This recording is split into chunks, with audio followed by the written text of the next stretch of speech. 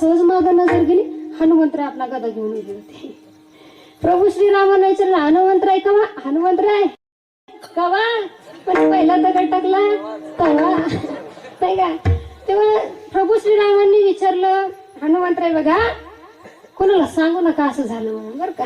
काय कोणाला सांगू नका, आपल्या दोघातच ठेवा. पण तुम्हाला कळलं नाही हे दगड कसं काय बुडाले?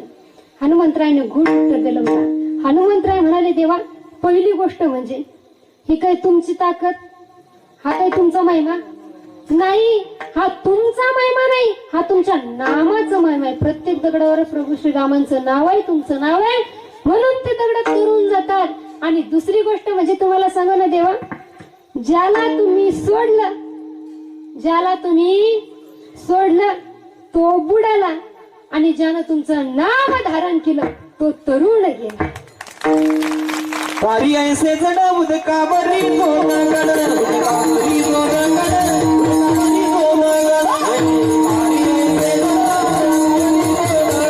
उदकावरी दोनगड, उदकावरी दोनगड.